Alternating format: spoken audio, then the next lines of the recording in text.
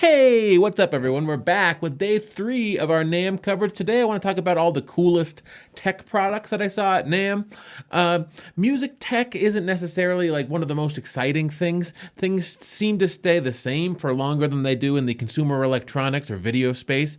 But still, every year at NAMM, there's a few things that are pushing the envelope, and it's always good to take a look at those things, and that's what I'm going to look at today. And on the software side, everyone was basically there. You know, there was an Avid booth and a Motu booth. Waves and Slate were there, and Positive Grid was there, Steinberg was there as well. But honestly, a sequencer is a sequencer and they haven't really changed. But I did see one company called Audionomics out of France, and they're developing this new piece of software called... It's called...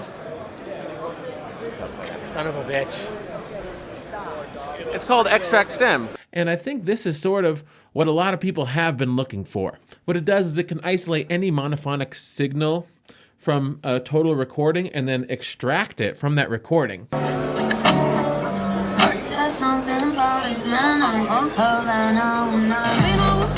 So typically like a vocal line or a saxophone line or even a guitar solo, if you have a full stereo recording, you can pull out the stems.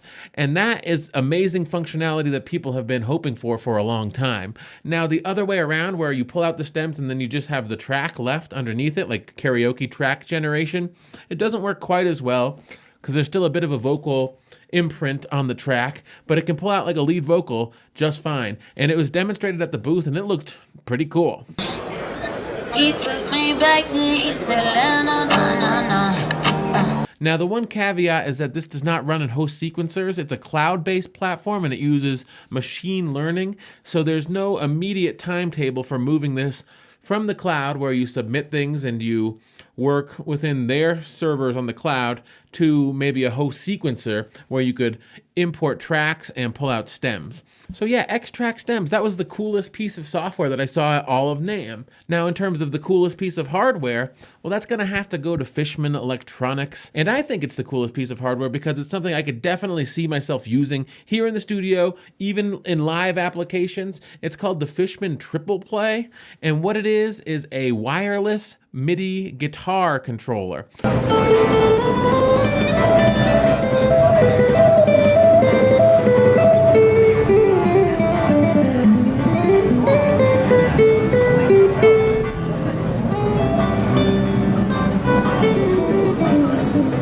So it just affixes to the bass of your guitar and it runs along the bridge and it sends MIDI signals wirelessly to a host. It can either be an iPad host or Fishman software running on Mac OS or PC.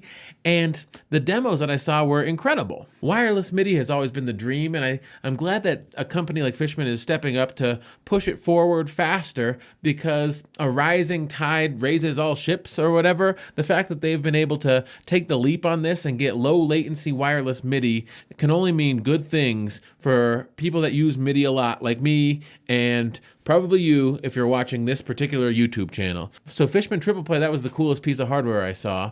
And in terms of MIDI guitars, there was another one I saw. It's a prototype. It's called the Jami.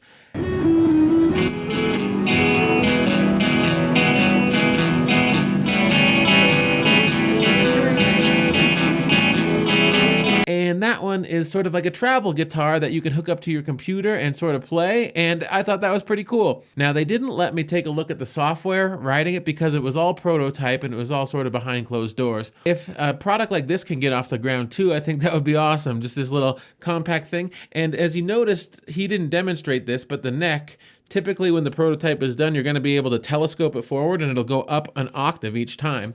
So you'll have a full 20 fret guitar in theory. So if that product ever makes it to market, watch out, because I think it'll be awful popular. Now moving back to the software front, there was a VR company called Survios, and they're actually VR game developers out of Culver City or LA, and they told me they have about 100 devs in-house, and they're one of the largest VR-only game development firms in America or in the world. And they were trying out a new demo of a game called Electronauts, where you sort of make music in VR. And I'm always one to totally humiliate myself in public situations, so I strapped on the VR headset and I grabbed the Oculus paddles and I gave it a go.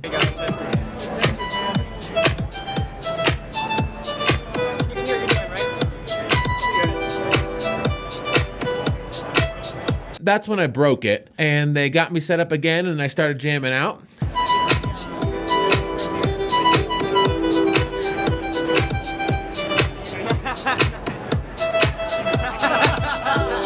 What was interesting about this is that I talked to the Survios folks afterwards, and I asked, who do you have doing your sound design, and how are you scoring these games? And the cool answer, maybe not for a composer like myself, but for that company, is that they're doing it all in-house. They're designing sounds in-house, they're scoring the games in-house, and I really like that attitude. I feel like a lot of my message on this channel is you can make music and it can be great, and that's sort of the attitude that they're taking on too.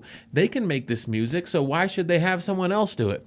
So I appreciated that mentality, that they're doing that. Now, just to run through some other stuff I saw real quick. There's a Roland accordion with built-in DSP.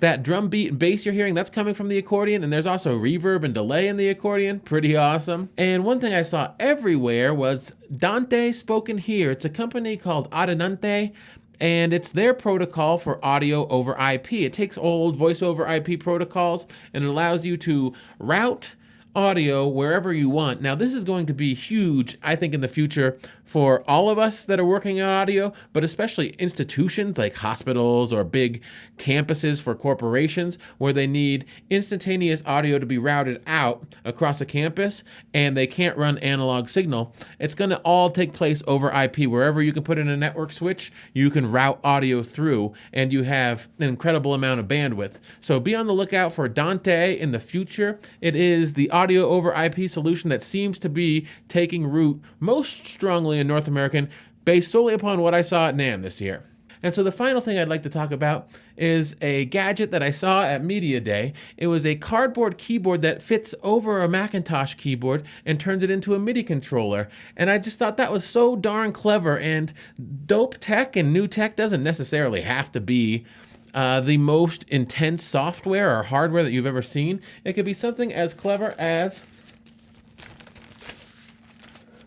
this Kamioto keyboard, which they were nice enough to give me a copy of. Now, I'm not the craftiest person in the world, but if I ever get the chance, I'm going to build this thing out and try to use it as a keyboard. So be on the lookout for Kamioto, just because I thought it was clever and cool. So that's all for now, everyone. I hope that you've enjoyed this video. If you have, feel free to like or subscribe, and I'll be back tomorrow with even more NAMM coverage. I might wrap it up tomorrow and get back to regular old business. But stay tuned and take care of yourselves, everyone. Peace.